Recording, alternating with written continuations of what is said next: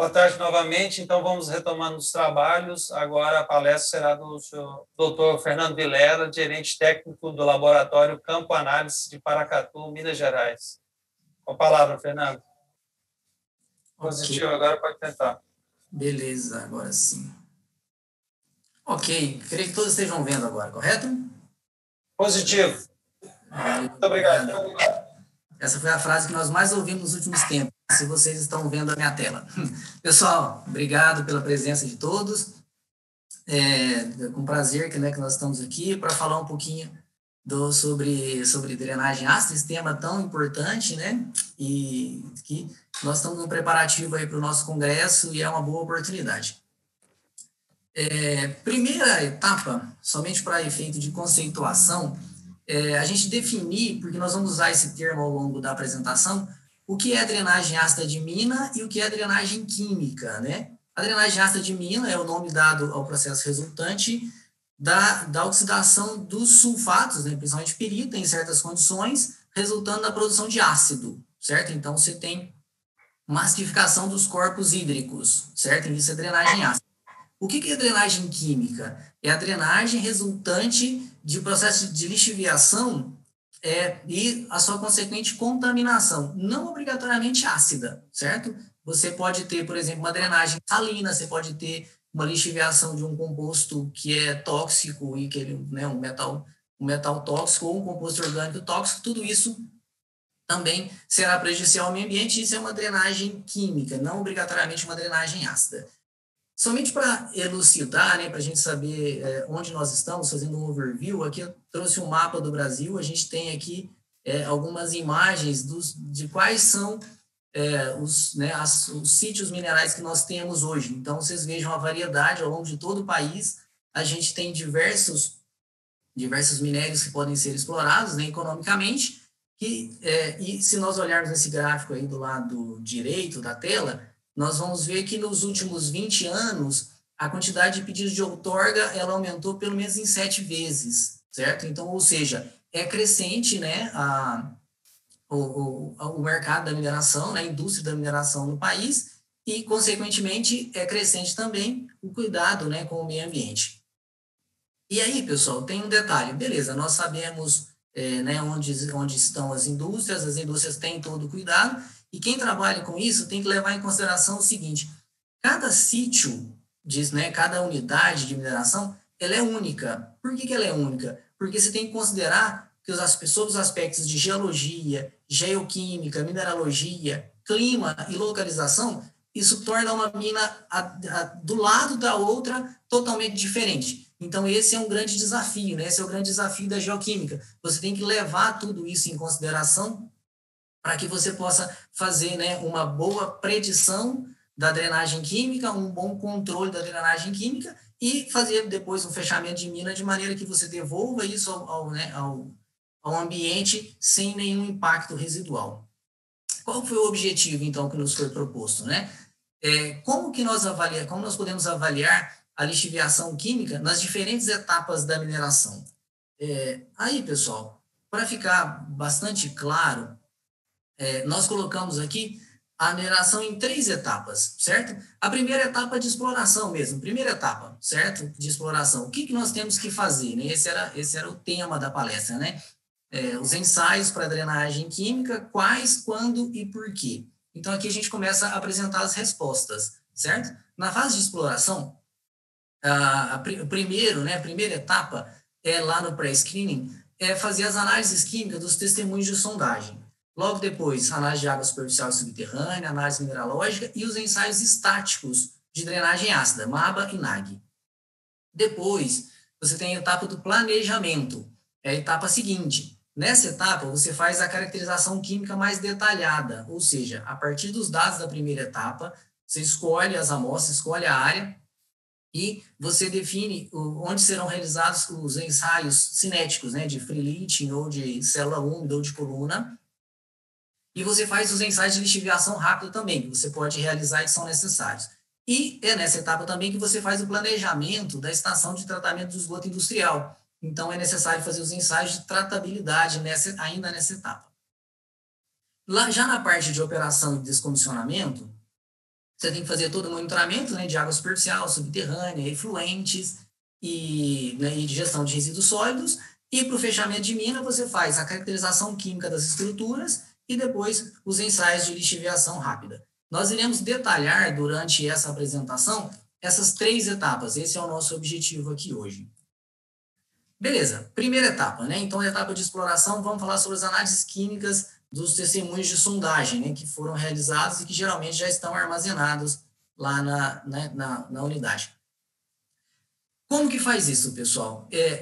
Não tem outro método mais seguro do que realizar isso por meio do método da EPA 3050B ou 3051A, certo? Eu trouxe aqui o exemplo do 3051A, eles são métodos quimicamente similares, a diferença é um é mais técnico do que o outro, no sentido de usar equipamento, mais instrumental, e você faz uma abertura da amostra, certo? Uma digestão por forno de micro-ondas e uma determinação em plasma. E você deve analisar todos os compostos, né, todos os elementos possíveis. Por quê? Porque você está numa fase exploratória, você não sabe o que você está buscando, né? Não pode analisar só os principais. Você tem, isso possivelmente não tem pela minha formação geológica. Ok, analisa e comprova que não tem. Uma dúvida que surge nesse momento, geralmente, é se pode usar os resultados de raio-x já dos estudos que foram feitos de sondagem. Infelizmente não pode, eles não são, o raio-x não é uma técnica adequada para determinar concentrações tão baixas quanto a que a gente está buscando quando a gente faz esse tipo de análise. Já existem sim alguns equipamentos de raio-x que têm essa acurácia, esse limite de detecção mais baixo, mas não é comum nos laboratórios, então é importante fazer, né, essa avaliação por meio dessa determinação química, né, utilizando ICP.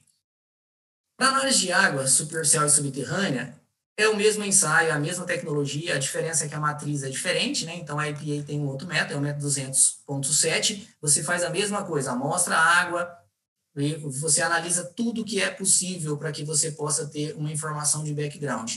Alguns detalhes importantes, pessoal. Todos os metais devem ser analisados na forma total e dissolvida, certo? Muitas vezes a gente se apega muito à legislação que traz a maioria dos metais na forma total e alguns na forma dissolvida e não analisa todos na forma total e dissolvida. Isso é importantíssimo para que as empresas, né, que estão fazendo os relatórios possam analisar criticamente os dados e entender qual é a origem, qual a disponibilidade desses metais, né, sejam eles contaminantes ou não, lá na água subterrânea ou superficial. Outra coisa importante, analisar os ânions majoritários para cálculo de equilíbrio e balanço iônico. Isso é fundamental, porque você precisa estimar e ter uma ideia de como que esses compostos com quem eles estão ligados, como que isso funciona para que você possa fazer uma boa modelagem. Aqui um tema que hoje, ainda bem, já é bem mais tranquilo, as pessoas já têm muita consciência disso, mas é importante ressaltar que a amostragem de água subterrânea, para esse fim, deve ser feita pelo método de baixa vazão, certo? Então, por quê? Porque você não tem interesse de pegar a água com uma quantidade enorme de particulado, com a turbidez alta. Você quer pegar a água que efetivamente está lá no aquífero para que você possa fazer essa avaliação. E é muito comum, a gente sempre pensa, às vezes, somente na análise de metais, né? É importante fazer uma avaliação crítica do site que você está trabalhando. Por quê? Porque a análise de compostos orgânicos pode ser necessária. Por exemplo, no sul do Brasil, a gente tem algumas áreas que você tem HPA em concentrações que são plausíveis de serem analisadas e serem monitorados. Depois, pessoal, ainda na primeira etapa, né, já fazendo análise microscópica, é fundamental que você faça a microscopia do seu material para que você possa conhecer as formas minerais presentes, certo? Então, isso pode ser feito ou por MEV, ou por microfluorescência, ou por difração de raio-x. A técnica existem diversas, porém, você não pode deixar de fazer para você conhecer principalmente quais são as formas de sulfeto presente, né? Para quem trabalha muito com drenagem ácida já sabe que alguns sulfetos são muito mais reativos do que outros, né? Alguns sulfetos nem são preocupantes para fins de drenagem ácida. Então, a análise de sulfeto total, não obrigatoriamente, ele indica para você que haverá um potencial de de acidificação. Por quê? Porque sulfeto pode estar numa forma não reativa, né? Então, é importante fazer a análise mineralógica e fazer a especiação de sulfetos. E depois, a última etapa da exploração é fazer os ensaios de estáticos para predição de drenagem ácida, que são os ensaios de MABA e os ensaios de NAG, certo?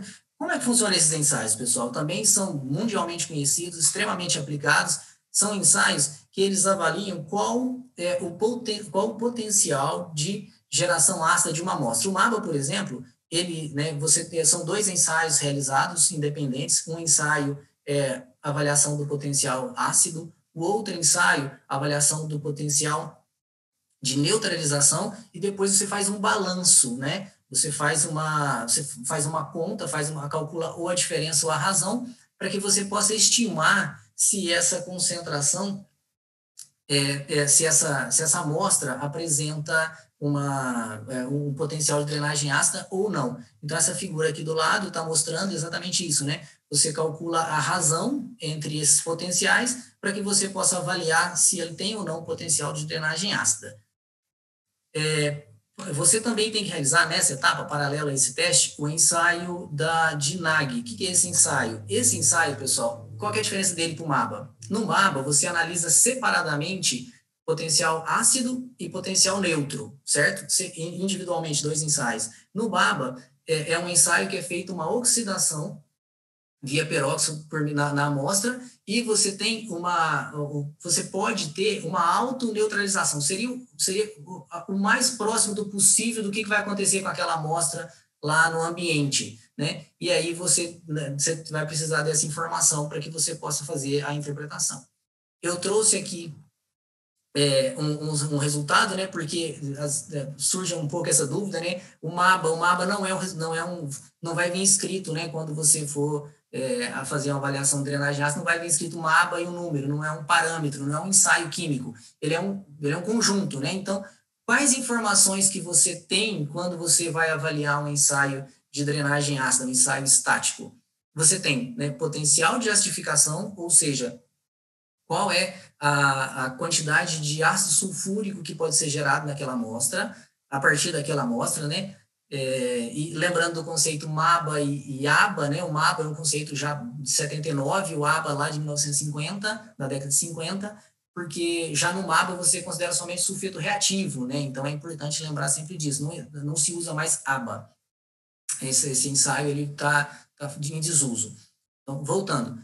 Então, você faz um ensaio do potencial ácido por meio dos sulfetos reativos, do potencial de neutralização, e você tem as informações do NAG, certo? Que qual é o NAG pH, a pH 7, a pH 4,5, o NAG pH, para que você possa interpretá-lo. E, além disso, você tem o pH 1:1, é importante para você conhecer dessa amostra, né? Da amostra que você está avaliando, e você tem ali os 2 cálculos, que é a razão e a diferença, certo? Entre os 2 ensaios. E aí você tem com base nisso, você consegue definir se a amostra apresenta potencial ácido ou se ela não apresenta potencial ácido. Então, existe essa diferença, ela pode ser, se ela for entre mais e menos 20, você considera que é um potencial incerto. Menos que 20 há potencial, mais que 20 não há potencial de geração de drenagem ácida. Existe a mesma interpretação quando se faz a razão, sendo somente um número diferente. Ok, encerramos a primeira parte do nosso projeto de mineração, que é justamente a parte exploratória, né? A parte de exploração. Vamos agora para a parte de planejamento. Você já sabe se a sua unidade, se o seu site tem ou não potencial de geração ácido. Se ele tiver, você já fez a caracterização, você avaliou, né, diversas amostras das diversas formas minerais presentes, você sabe quais apresentam risco para potencial de geração de drenagem ácida. Então, você vai realizar, por exemplo, os ensaios cinéticos. Quais ensaios cinéticos existem? Existem 3, principalmente, que são bastante difundidos, certo? São os 3 mais utilizados, né? Mundialmente mais utilizados. O ensaio do free leaching, certo? Que é um ensaio aberto realizado, né? Um ensaio onde a amostra fica exposta a uma luz para manter uma temperatura na superfície acima de 30 graus. Existe um ensaio de coluna e existe um ensaio de célula úmida. O de coluna você faz um fluxo, né, você acrescenta um fluxo de CO2 e oxigênio. Essa é a diferença, né, além da característica física, do de célula úmida. Para explicar isso, essa diferença, eu trouxe aqui, vou apresentar rapidamente, a gente fez uma comparação, nós apresentamos um trabalho no último congresso de drenagem ácida, avaliando esses 3 ensaios. Por quê? O que nós percebemos hoje, pessoal? Nós temos, né, duas normas ABNTs que regulamentam esse tipo de ensaio, e aí nós observamos o seguinte: se vocês observarem esse gráfico da direita, vejam que a demanda ela é bastante dividida, né? Algumas pessoas, alguns consultores, algumas empresas solicitam um tipo de ensaio de drenagem ácida, então faz ensaio do free leaching, outras faz célula úmida. A gente percebeu que existia uma demanda muito variada sobre isso. E de certa forma, na literatura, não era muito claro se esses ensaios resultavam no mesmo resultado. Esse é o grande objetivo, né? Quando você faz um ensaio de drenagem ácida, você quer saber se ele vai apresentar ou não potencial de drenagem ácida. Então, nós fizemos essa avaliação. Para isso, nós escolhemos 3 amostras, sendo uma amostra que não tinha potencial de drenagem ácida, ou seja, uma amostra com a mineralogia basicamente composta de carbonato, uma amostra com drenagem ácida incerta e uma amostra com alto potencial de drenagem ácida. E aqui estão as condições, somente para ressaltar, né? As condições foram todas seguidas conforme a metodologia. O que nós percebemos? Para a amostra que não tinha potencial, realmente os 3 ensaios confirmaram que ela não tinha potencial. Para a amostra que tinha potencial incerto, os 3 ensaios confirmaram que ela realmente não tinha potencial. O incerto realmente não era um potencial ácido. Aqui foi a grande surpresa. A mesma amostra exposta a 3 ensaios durante 20 semanas, e nós observamos que no teste de free leaching, né, o teste do funil, ela apresentou a drenagem ácida a partir da 10ª semana, certo? No teste de coluna, apresentou a partir da 15ª semana. E no teste da célula úmida, durante 20 semanas, ela não apresentou drenagem ácida. Surge a grande dúvida, né? Então, essa amostra tem ou não tem potencial de drenagem ácida? Ela tem potencial de drenagem ácida. O teste do funil mostrou isso para a gente. O free leaching mostrou que tem potencial de drenagem ácida, certo? Por que isso aconteceu? Nós fomos avaliar e nós percebemos o seguinte: vejam que a quantidade de sulfeto, ela foi a mesma, de sulfato, desculpa, no lixiviado, ela foi a mesma para os 3 testes. O que mudou? A quantidade de bases que solubilizaram, a quantidade de bases solúveis, né, de material alcalino solúvel. Veja que em cada um ele variou numa quantidade, e qual foi a conclusão que nós chegamos? Que o teste da célula úmida, esse da direita, veja que a amostra ela fica durante bastante tempo coberta com água, tem uma camada de água, então ela tem muito mais contato com água, você tem uma maior umidade, uma água intersticial maior, e isso aumenta a solubilidade dos cátions, certo? Então, por isso que essa amostra, ela tem a mesma lixiviação de sulfato. O problema é que, o problema ou a solução, né? A resposta é que os cátions, eles solubilizam e eles neutralizam esse sulfato que foi gerado, certo? Enquanto que lá no funil, teste mais à esquerda da imagem, você vai ver que não tem, essa drenagem ela é bastante livre, como o nome diz, né? E não há tempo para que possa solubilizar os cátions, então ela tem uma drenagem ácida maior. Quais foram as inferências e que nós estamos agora estudando para conseguir mais evidências? Que o ensaio do free leaching ele é mais adequado pela sua metodologia para materiais que serão dispostos diretamente ao ar, né, por exemplo, na forma de taludes, enquanto que o de célula úmida ele é mais adequado para ensaios que serão dispostos em barragens de rejeitos, né? Isso foram as nossas inferências. Nós estamos trabalhando para conseguir mais evidências para modelar isso, certo? Beleza. Feitos os ensaios de cinética, nós vamos para os ensaios de lixiviação rápida. O que é isso, pessoal? Isso aqui é relativamente novo, né? Alguns 3 a 5 anos que a gente trabalha com isso. No Brasil é relativamente novo também. Porque o que é muito comum, né? Eu quero fazer a avaliação da lixiviação de metais. Então, faz SPLP e faz drenagem de solubilizado da ABNT 2005. Qual que é o problema, pessoal? Esses ensaios, eles dão uma avaliação muito pontual. O SPLP, o pH 4,5, em torno de 4,5, ele dá uma lixiviação a pH 4,5.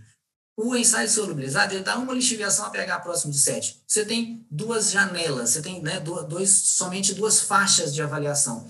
Esses ensaios, né, que eu chamei aqui, né, na minha tradução livre de lixiviação ambiental, ele permite você avaliar de maneira muito mais ampla esse potencial de lixiviação, certo? Então, por exemplo, a EPA 1313, ela possibilita que você avalie a sua amostra, não em pH 4, em pH 7, mas em toda a faixa de pH. Você vai pegar a mesma amostra e vai fazer uma lixiviação a pH 2, outra pH 3, pH 5, até pH 12, certo?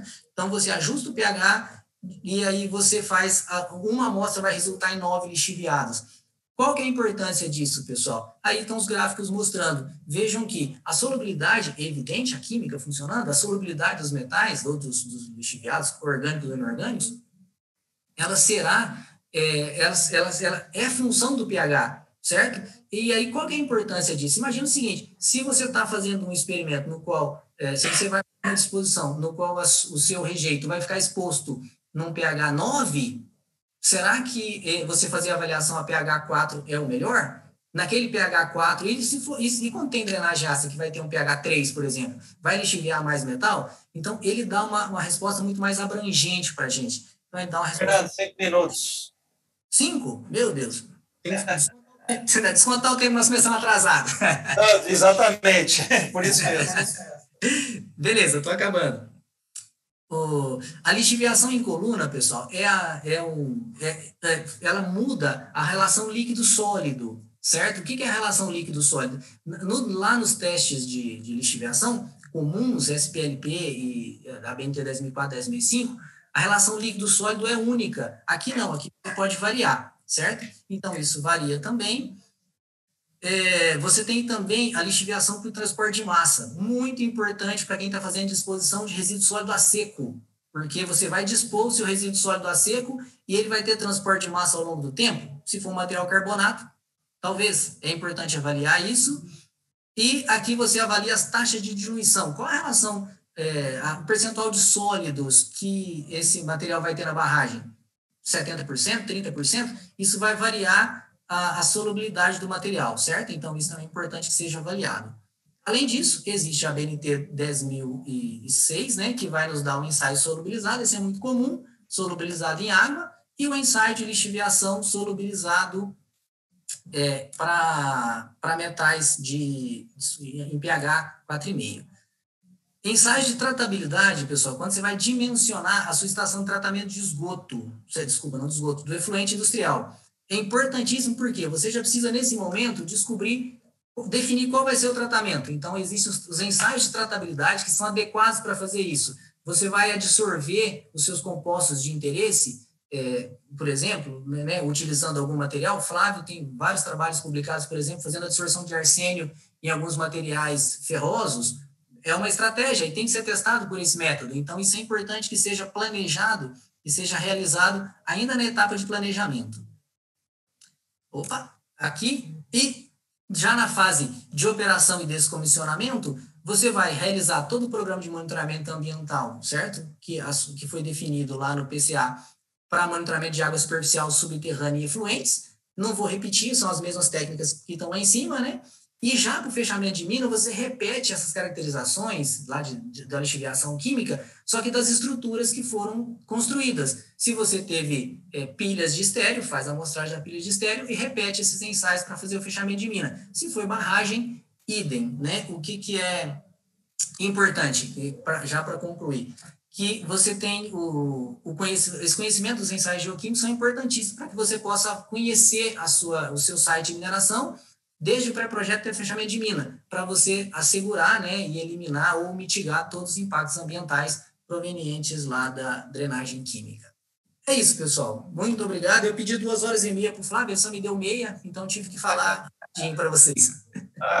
Muito bom, Fernando, sua apresentação, e a gente está com um tempo meio curto, mas a boa notícia é que você vai participar da mesa redonda e esse tema de laboratório vai voltar na apresentação antes da mesa redonda e depois você vai participar da mesa redonda e eu tenho certeza que o pessoal vai colocar as perguntas lá. Então,